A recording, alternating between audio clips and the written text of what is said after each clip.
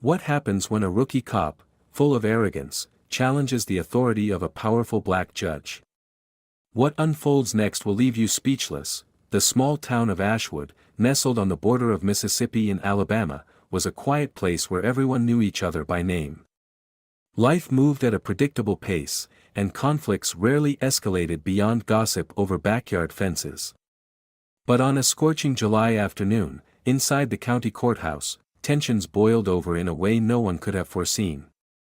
Officer Trey Griffith, a 24-year-old rookie in the Ashwood Police Department, had only been on the job for 6 months. Trey was ambitious, proud, and often reckless in his quest to prove himself. Raised in a family where pride and strength were valued above all else, he carried himself with the confidence of someone who believed they had the world figured out. But his arrogance was about to be tested. That afternoon, Trey pulled over a dark sedan on a quiet stretch of Main Street. The reason? A broken taillight. When the driver rolled down her window, Trey was met with the calm, composed face of an older black woman. She didn't seem intimidated by his presence, something Trey wasn't used to. "License and registration," he said curtly, trying to assert authority.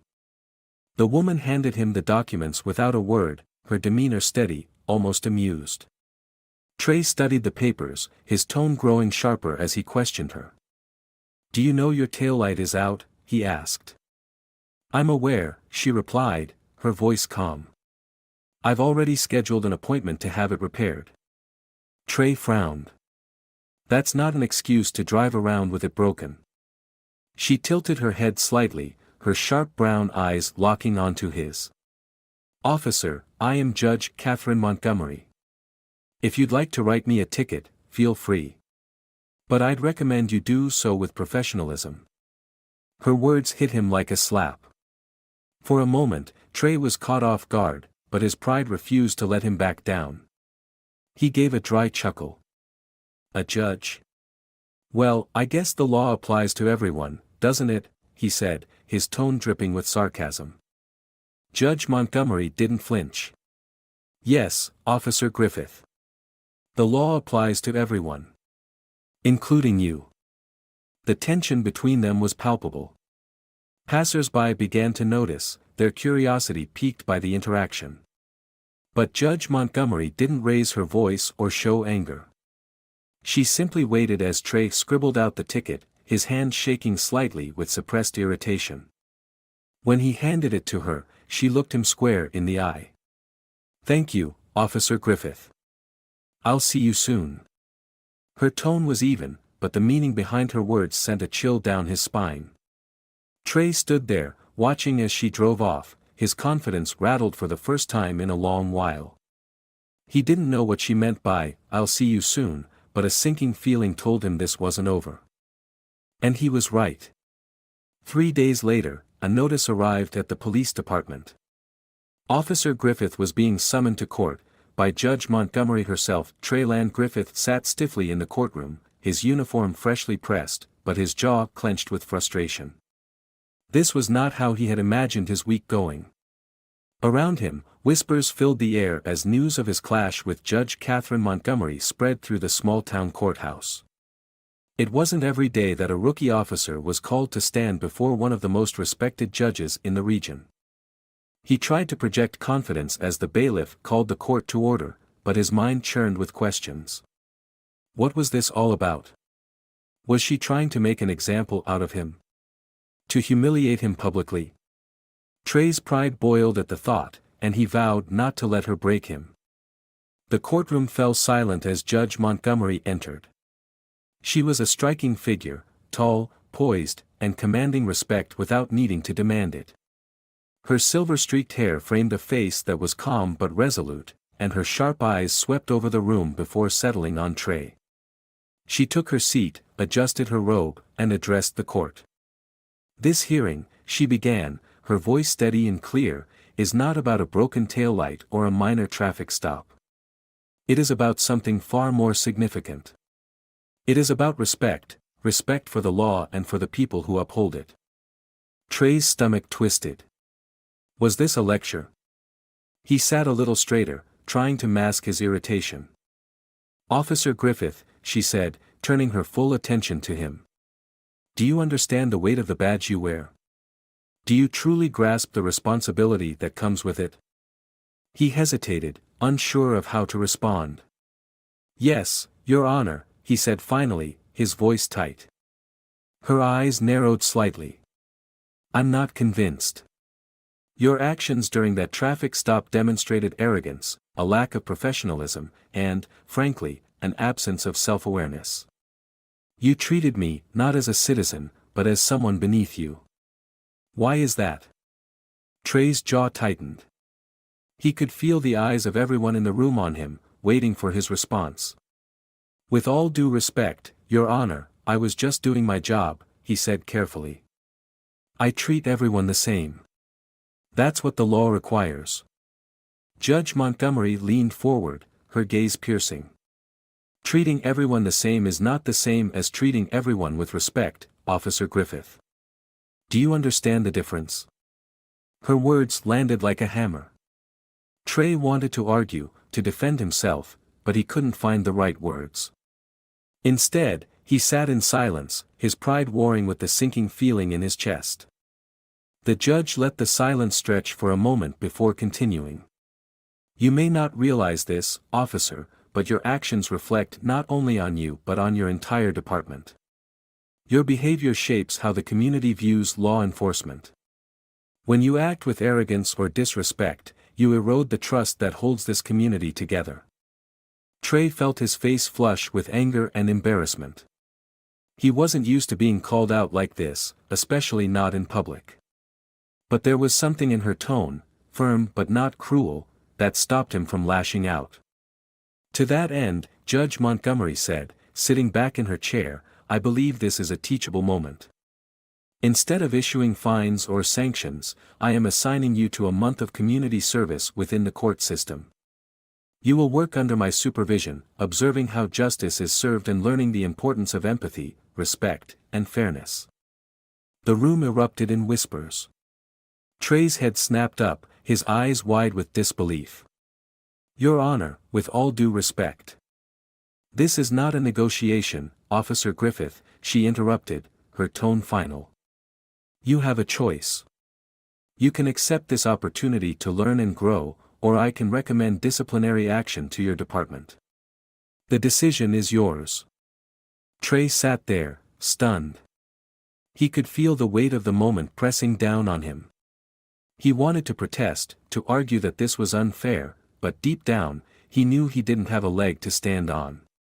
Reluctantly, he nodded. "I'll do it," he said, his voice barely above a whisper. Judge Montgomery gave a small nod of approval. "Very well. Report to my office tomorrow morning at 8 a.m. sharp." And Officer Griffith, her eyes locked onto his, steady and unyielding. "You may not see it yet, but this is an opportunity. Don't waste it." With that, she banged her gavel, signaling the end of the hearing. Trey sat there for a moment, his mind reeling. As the courtroom emptied, he realized that this was only the beginning of something much bigger than he'd anticipated. He had no idea what the next month would hold, but one thing was clear: Judge Montgomery wasn't going to make it easy for him. The next morning, Treyland Griffith arrived at Judge Catherine Montgomery's office promptly at 8 a.m., his uniform neatly pressed and his expression carefully neutral. He was determined to show her that he wasn't intimidated, even if part of him felt like a fish out of water. Community service in the courthouse wasn't what he signed up for when he joined the police force, and he couldn't shake the sense that this was just a punishment wrapped up in a lesson he didn't want to learn. When he stepped into the judge's office, she was already seated at her desk, reviewing a stack of case files. The office was immaculate, filled with shelves of books that seemed to tower over him. Framed degrees and awards hung on the walls, a testament to the decades of hard work that had brought her to this position. Despite the warmth of the sunlight streaming through the windows, the room felt heavy with the weight of her presence. "Good morning, Officer Griffith," Judge Montgomery said without looking up from her papers. "Good morning, Your Honor," Trey replied stiffly, standing at attention. She glanced up at him, her sharp eyes appraising. Relax, officer. You're not under arrest. Yet. Her dry humor caught him off guard, and he couldn't help but let out a faint, awkward chuckle. She set down her pen and gestured to a chair across from her desk. Sit. He did as he was told, feeling like a student about to be lectured by a strict teacher. Judge Montgomery leaned back in her chair, folding her hands in front of her. Do you know why I've asked you to work here, Officer Griffith? To teach me a lesson, he said bluntly, unable to keep the edge out of his voice. She raised an eyebrow. Partially correct. But it's not just about teaching you a lesson. It's about showing you what you don't yet understand. You wear a badge, but do you know what justice truly looks like? Do you know what fairness feels like? Do you understand the lives of the people you claim to serve? Trey clenched his jaw. I enforce the law. That's my job. Enforcing the law, she said, her voice firm but patient, is not the same as understanding the people who live under it. And that lack of understanding can cause harm, sometimes irreparable harm. Her words stung, though he wasn't entirely sure why. Before he could respond, she slid a thick folder across the desk to him. This is your first assignment, she said. You'll be sitting in on several cases this week. Read through these files. Pay attention to the details, not just the facts of the case, but the people involved. Their circumstances, their struggles. I want you to understand the human element behind the law. Trey opened the folder reluctantly, scanning the first page. It was a case about a single mother who had fallen behind on rent after losing her job. She was being evicted, and her children risked being placed in foster care if she couldn't find stable housing. He frowned, feeling a pang of discomfort he couldn't quite explain. This has nothing to do with policing, he said, looking up at her. It has everything to do with it, Judge Montgomery replied. Because one day, you'll encounter someone like her during a traffic stop, or during an arrest. And the way you treat her will either make her life harder or give her the space to recover. The choice will be yours, and that choice will depend on whether or not you've taken the time to understand people like her. Trey wanted to argue, to say that his job wasn't about understanding people's sob stories. But something about the way she spoke, the conviction in her voice, stopped him. He nodded reluctantly and closed the folder. Good, she said, standing. You'll be shadowing me during hearings today. Watch, listen, and learn. I'll expect your thoughts on the cases by the end of the week. She motioned for him to follow her, and they made their way to the courtroom.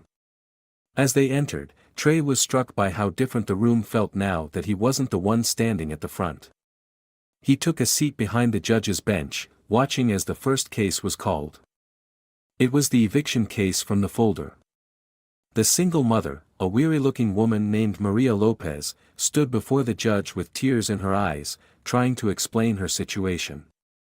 Her voice trembled as she spoke about losing her job and struggling to make ends meet. The landlord, a stern-looking man in his 60s, argued for his right to reclaim his property. Trey found himself shifting uncomfortably in his seat. It was easy to look at people like Maria from the outside and assume they were just irresponsible, but sitting here, listening to her story, he felt an unfamiliar tug of sympathy. Judge Montgomery listened intently, her expression neutral but compassionate. Ms. Lopez, she said finally, it's clear you've faced significant hardships, but the law also protects the rights of your landlord. However, I believe there's room for compromise. She turned to the landlord. Would you be willing to work out a payment plan with Ms. Lopez if she could guarantee steady income within the next 60 days? The landlord hesitated but eventually nodded. I suppose that's fair. Trey watched in silence as Judge Montgomery worked out the details, ensuring that both parties left with a sense of resolution. It wasn't about picking sides, it was about finding balance. As the day went on, he witnessed more cases like this, each one a reminder that the law wasn't as black and white as he had once believed. By the time the day ended, Trey felt drained. His head buzzed with questions and doubts he hadn't had before. He couldn't shake the image of Maria Lopez and the way Judge Montgomery had treated her, with respect and dignity, even in difficult circumstances. For the first time, Trey wondered if his own actions as a police officer had ever given someone that same chance. The first week of Treyland Griffith's court assignment was nothing short of humbling. Each morning, he reported to Judge Montgomery's office, prepared to shadow her during hearings or take on tasks she assigned. What started as a begrudging effort to complete his community service quickly became something far more uncomfortable, an eye-opening journey into a world he had rarely considered. On the fourth day, Trey found himself sitting in the back of the courtroom, observing a particularly tense case. It involved a teenage boy, Jamal Harris, who had been caught shoplifting food from a grocery store. The store owner, an older man with a booming voice, was adamant that Jamal deserved punishment. He called for the strictest consequences, insisting that leniency would only encourage more crime. Trey leaned back in his seat, crossing his arms as he listened. He had dealt with shoplifters before. The solution always seemed straightforward: arrest, process, and let the courts handle it. But as Jamal stood before Judge Montgomery, shoulders slumped and eyes fixed on the floor, Trey couldn't help but notice how young he looked. The boy couldn't have been older than 16. "Jamal," Judge Montgomery said gently, her voice carrying over the quiet courtroom. "Why did you steal the food?" Jamal hesitated, his hands fidgeting nervously. I didn't have any money," he mumbled. "My mom lost her job, and we didn't have enough to eat." The room fell silent. Trey felt a pang of discomfort, the words hitting harder than he expected. He glanced at the store owner, who looked briefly taken aback but quickly hardened his expression. "That's no excuse," the man barked. "Plenty of people are struggling, but they're not out here stealing. If you let him off easy, he'll just do it again." Judge Montgomery held up a hand, silencing the man. "Mr. Briggs, I understand your frustration, and I assure you, this court takes theft seriously. But I also believe in addressing the root causes of behavior, not just punishing the symptoms." She turned back to Jamal. "What grade are you in, Jamal?" "10th, he said quietly. "Are you still in school?" "Yes, ma'am." "Good," she said, nodding. "Education is key to breaking cycles like this.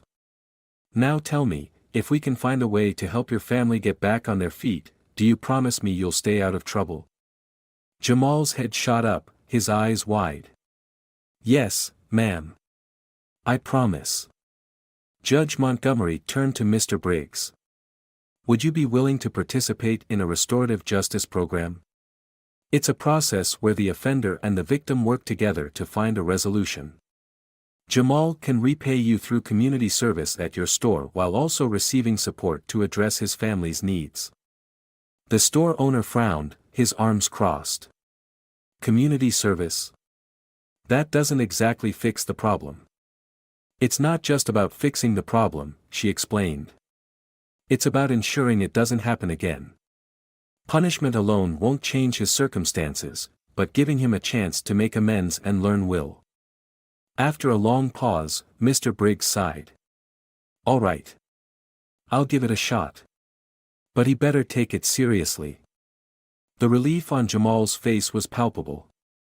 Judge Montgomery finalized the agreement, ensuring Jamal and his mother would also receive assistance from local aid programs to help stabilize their situation. Trey watched it all unfold, feeling something shift inside him.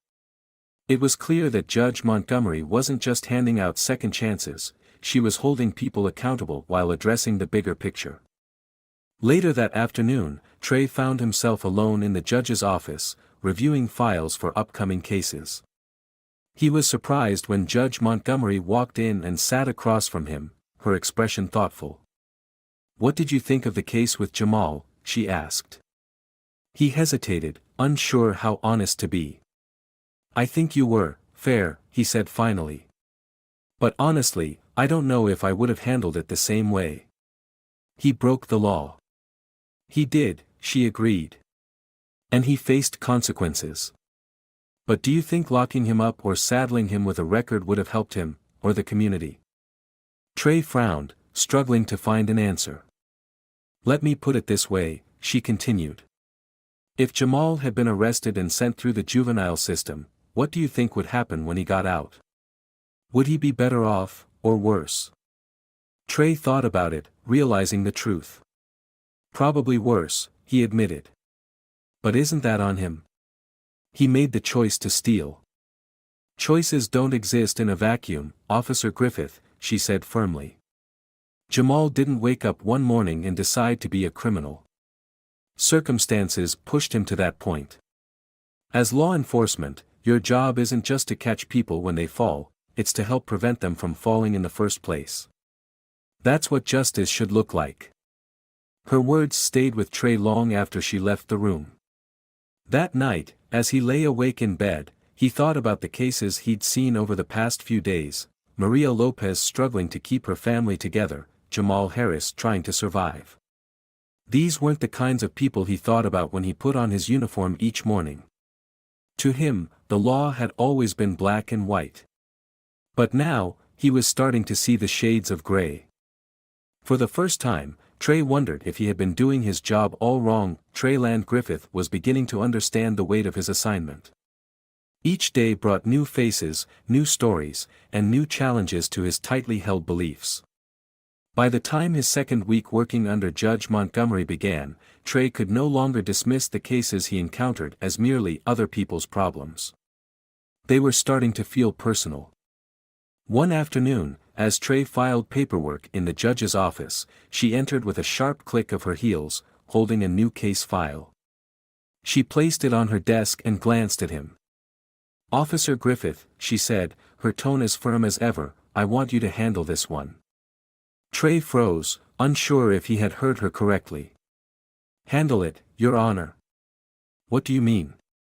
"You'll observe the case in court tomorrow, but I want you to take the lead in understanding the situation.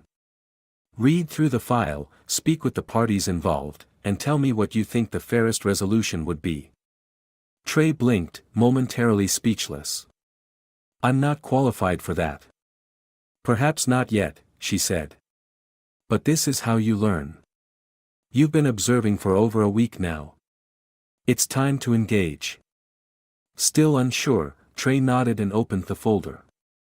The case involved a middle-aged man named Darnell Parker, who had been arrested for public intoxication and trespassing. According to the report, Darnell had been found asleep on the steps of a local church. The pastor had called the police, worried about liability, and Darnell was taken into custody. It sounded straightforward enough, but as Trey read further, he noticed details that complicated the situation. Darnell had recently lost his job and home after a serious illness left him unable to work. He had no family nearby, no stable support system, and no resources to get back on his feet.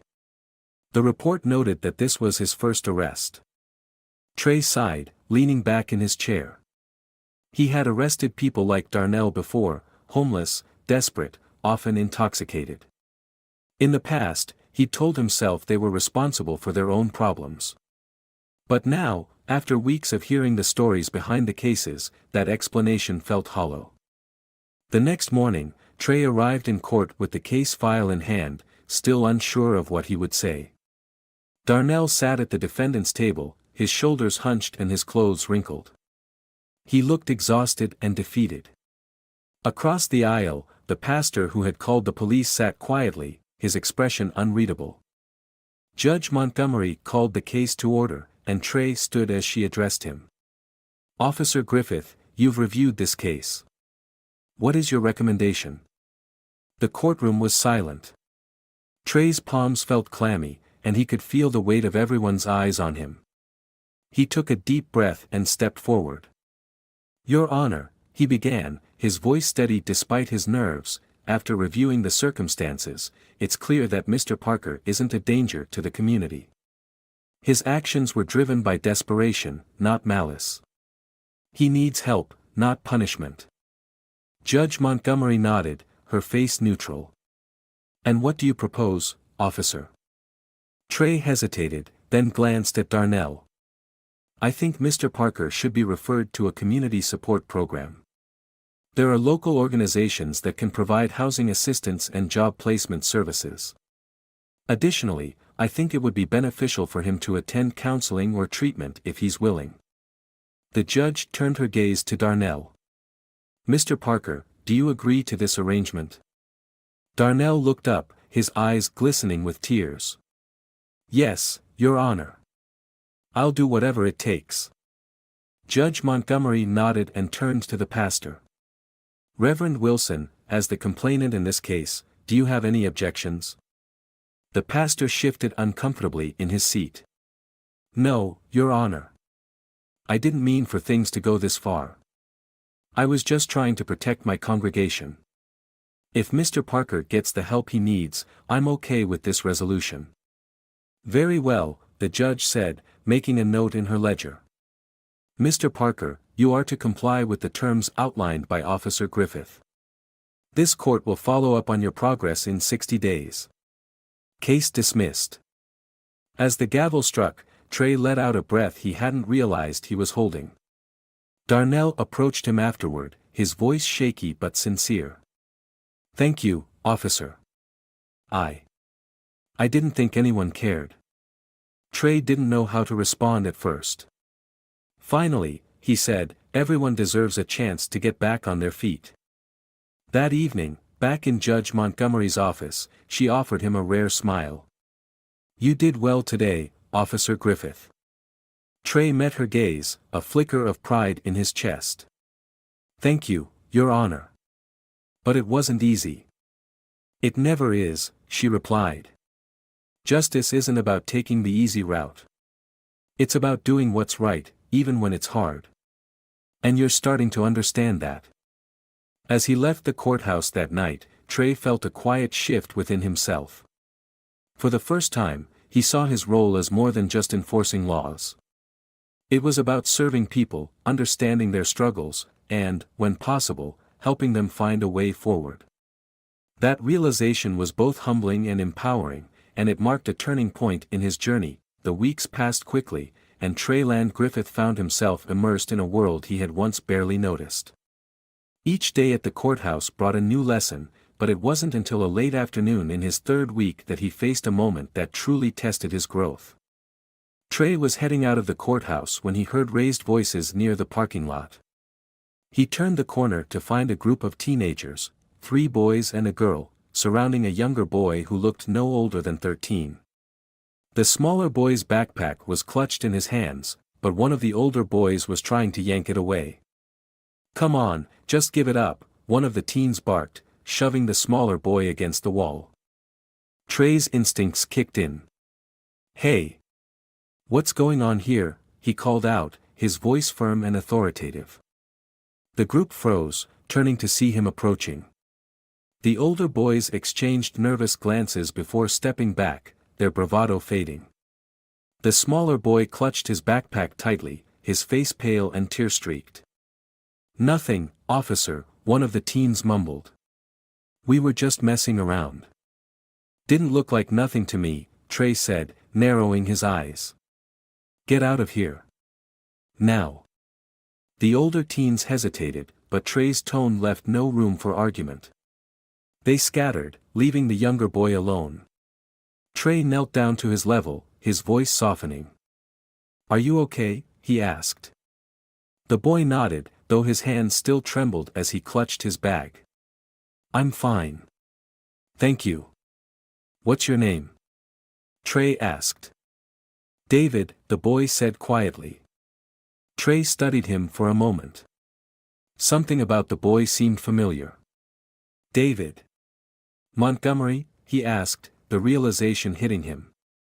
David nodded, looking up at him with wide eyes. You know my aunt? Trey blinked in surprise. David was Judge Montgomery's nephew. He hadn't even known she had family in town. For a moment, he was struck by the irony of the situation. He had been assigned to work under Judge Montgomery to learn about respect and empathy, and now here he was, protecting someone she cared about. Let me walk you inside, Trey said, motioning toward the courthouse. David hesitated, glancing down at his feet. I don't want Aunt Catherine to know. She'll worry. Trey paused, considering his words carefully. She'll worry because she cares about you. But if you're not ready to tell her, that's okay. Just promise me you'll stay safe and let someone know if those kids bother you again. David nodded, his grip on his backpack finally relaxing. I promise. As Trey walked him to the edge of the parking lot, he couldn't help but feel a sense of responsibility for the boy.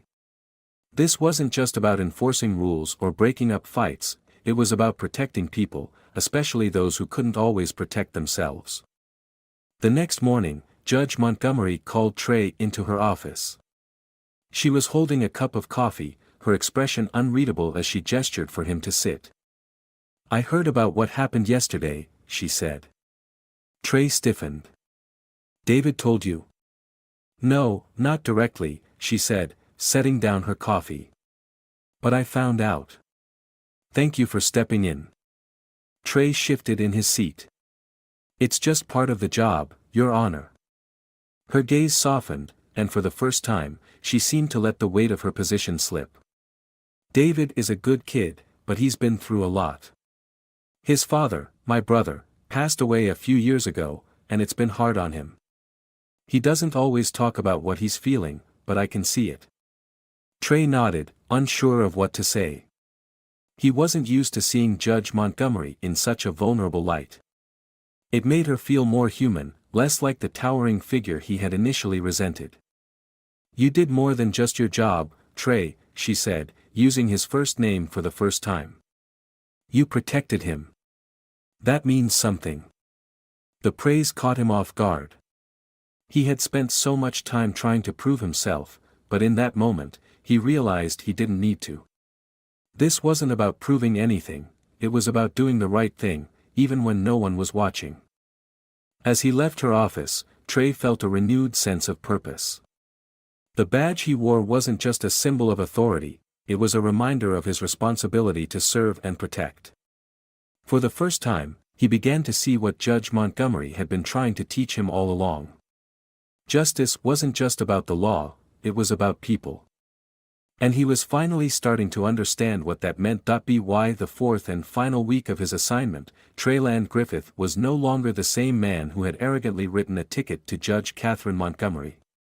His time in the courthouse had stripped away layers of pride and ignorance, replacing them with a growing sense of empathy and responsibility. But the real test of his transformation came when an unexpected case landed in Judge Montgomery's courtroom, and in Trey's lap. The case involved a woman named Sheila Carter, a local business owner known for her sharp tongue and no-nonsense attitude. She had been arrested for assaulting a man who had entered her store, claiming he had harassed her repeatedly over the past few weeks. According to the police report, Sheila had hit the man with a broom and thrown him out, leaving him with minor injuries. Trey recognized Sheila from his patrols. She ran a small convenience store on the edge of town and had a reputation for standing her ground. The man she had allegedly assaulted, Carl Benton, was less familiar to Trey, but his record wasn't clean. He had been arrested before for disorderly conduct and had a history of run-ins with local businesses. When the case was called, Trey sat behind Judge Montgomery, as he had done for weeks. Sheila stood at the defendant's table, her arms crossed and her jaw tight. Carl sat across from her, looking smug and self-satisfied, as if he was already certain of the outcome. Judge Montgomery addressed the courtroom. Ms. Carter, Mr. Benton, this court has reviewed the initial police report and the evidence submitted. However, before I make any decisions, I want to hear directly from both of you. She turned to Carl first. Mr. Benton, you claim Ms. Carter assaulted you without provocation. Please explain. Carl leaned back in his chair, his voice dripping with false innocence. I was just in her store, minding my own business, when she started yelling at me. Next thing I know, she's swinging a broom at me like a maniac. Trey's jaw clenched. Something about Carl's tone rubbed him the wrong way, but he remained silent, watching Judge Montgomery's expression. Ms. Carter, the judge said, turning to Sheila, is this true? Sheila's eyes flashed with anger. No, Your Honor, it's not. That man has been coming into my store for weeks, harassing me and my employees. He makes crude comments, blocks the aisles, and refuses to leave when I ask him. I called the police twice before this happened, but by the time they arrived, he was already gone. That day, I had enough. I asked him to leave, and when he wouldn't, I defended myself and my store. Judge Montgomery's face remained calm, but Trey could see the gears turning in her mind. She glanced at him briefly before addressing the courtroom. Officer Griffith, she said, her tone measured, you've been observing cases here for nearly a month. I'd like your perspective on this matter. What do you think should happen? The room fell silent. Trey felt the weight of every eye on him, including Sheila's and Carl's. He took a deep breath and stood. Your Honor, he began, his voice steady, it's clear that this situation goes deeper than what's in the police report. If Ms. Carter's claims about previous harassment are true, then Mr. Benton's actions were not harmless, they were deliberate and threatening. And while I don't condone the use of violence, I believe Ms. Carter acted out of frustration and fear after not receiving adequate support. He turned to Carl, his tone sharpening. As for Mr. Benton, his behavior is part of a pattern. He's used intimidation to make others uncomfortable, and now he's trying to play the victim. Trey paused, gathering his thoughts. In my opinion, the best resolution isn't punishment but accountability. Mr. Benton should be barred from entering Ms. Carter's store and required to attend behavioral counseling. Ms. Carter should also receive support to ensure her safety and the safety of her employees. And if this harassment continues, the law should intervene swiftly. Judge Montgomery nodded, her expression thoughtful. Thank you, Officer Griffith. I appreciate your insight. Sheila's tense posture softened slightly, and Carl shifted uncomfortably in his seat, his smug demeanor fading. The judge delivered her ruling shortly after. Carl was ordered to stay away from Sheila's store and complete mandatory counseling sessions. Sheila was not penalized but was advised to contact the police immediately if harassment occurred again. The decision was fair, and Trey could see the relief on Sheila's face as she left the courtroom. Later that day, Judge Montgomery called Trey into her office. She leaned back in her chair, studying him for a long moment before speaking. You've come a long way, Officer Griffith, she said. When you first arrived, I wasn't sure you'd take this seriously. But today, you showed me that you've not only been paying attention, you've been learning. Trey met her gaze, his voice quiet but confident. I didn't think I would, to be honest. But this experience, it's changed how I see things. How I see people. She smiled faintly. That's the point. Justice isn't just about laws and rules, it's about people. Their lives, their struggles, their humanity. And you're starting to understand that. Trey left her office feeling a mix of pride and humility. He still had a lot to learn, but for the first time in his career, he felt like he was on the right path. The badge on his chest no longer felt like a shield, it felt like a promise. A promise to do better, to be better, and to make a difference. The day Treyland Griffith completed his month-long assignment at the courthouse, he felt a sense of accomplishment that was unlike anything he had experienced before. It wasn't the pride he used to feel when he issued a ticket or made an arrest. This was different, deeper. It was the quiet satisfaction of knowing he had grown, not just as an officer, but as a person. That morning, he arrived at Judge Montgomery's office for what he thought would be a simple wrap-up conversation. She was already seated at her desk, reviewing paperwork as usual, but when she looked up at him, her expression was softer than it had ever been. Good morning, Officer Griffith, she said, motioning for him to sit. It's hard to believe it's been a month, isn't it? Trey nodded. It feels like longer, he admitted with a faint smile. I've learned more in these 4 weeks than I have in years on the force. Judge Montgomery leaned back in her chair, studying him carefully. And what is the most important thing you've learned? He thought about it for a moment, then replied, that enforcing the law is only part of the job. Understanding people, their circumstances, and what justice really means, that's the part one wasn't prepared for. But it's the part that matters most. Her lips curled into a small smile. That's a lesson many officers never learn, Trey. You should be proud of yourself. He looked down, feeling both humbled and honored by her words. I still have a lot to figure out, he said. But I'm ready to do better. Judge Montgomery stood and walked around the desk, handing him a small, leather-bound notebook. This is for you, she said. Trey opened it to find blank pages, but on the inside cover, she had written a short message: justice is about more than rules. It's about people. Never forget that. He looked up at her, touched by the gesture. Thank you, Your Honor. I won't. Their conversation was interrupted by a knock at the door. To Trey's surprise, it was Captain Ezra Harper, his superior at the police department. The captain entered, shaking his head with a grin. Well, Griffith, Harper said, clapping him on the shoulder. You've made quite the impression. Judge Montgomery tells me you've been doing some good work here. Trey glanced at the judge, who nodded subtly. I've been trying, sir. More than trying, Harper replied. This department could use more officers who think the way you're starting to. Which is why, if you're interested, I'd like you to help with training our new recruits. Teach them what you've learned here. Trey blinked, stunned. Me? Lead training? Harper chuckled. Don't look so surprised.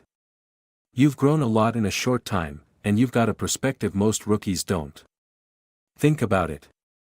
Trey glanced at Judge Montgomery, who gave him an encouraging nod. I'll think about it, he said, still processing the offer. As the captain left, Trey turned back to the judge. Did you have something to do with that? She raised an eyebrow. I may have mentioned that you've developed a unique understanding of justice. But the opportunity is yours to take, or not. Trey smiled. Thank you. For everything. Judge Montgomery's expression softened. The real thanks will come in what you do with what you've learned. Don't let it end here. Later that day, as Trey left the courthouse for the last time, he felt a sense of clarity he hadn't expected.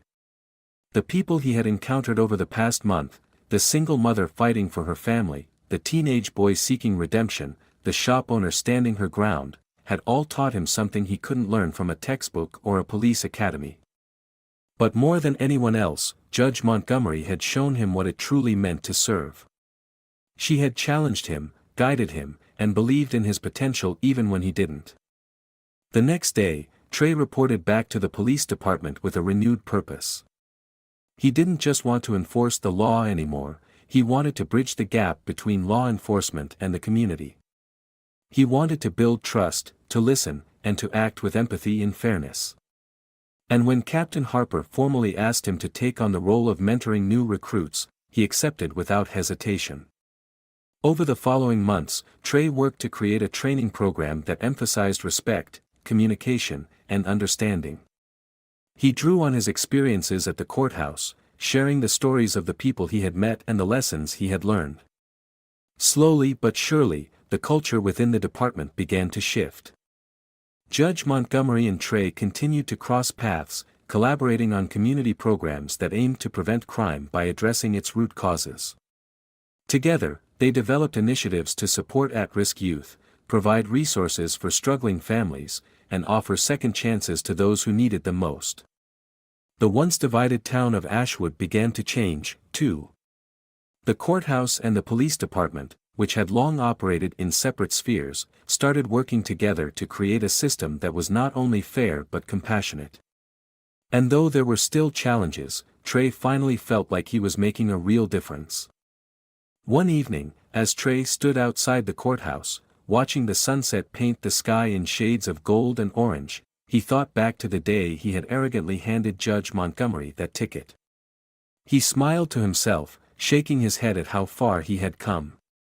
Sometimes, the hardest lessons were the ones you didn't know you needed. But in the end, they were the ones that changed everything. This story serves as a powerful reminder of the transformative potential of humility, empathy, and second chances. Trayland Griffith's journey from arrogance to understanding highlights the complexities of justice and the importance of looking beyond the surface. It's not just a tale about personal growth but also a reflection of how institutions, law enforcement, the courts, and the community, can work together to create meaningful change. What makes this story truly compelling is its realism. It doesn't paint Trey as a perfect hero or Judge Montgomery as an untouchable authority.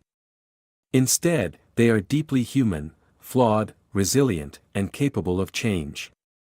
Trey's evolution isn't instantaneous, it's the result of uncomfortable lessons, moments of self-reflection, and, most importantly, guidance from someone who believed in his potential.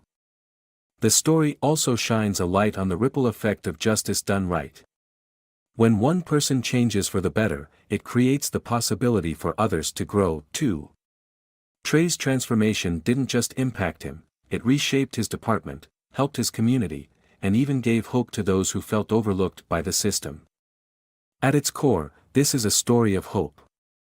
It acknowledges the challenges of prejudice, pride, and systemic flaws, but it doesn't let those challenges define the outcome.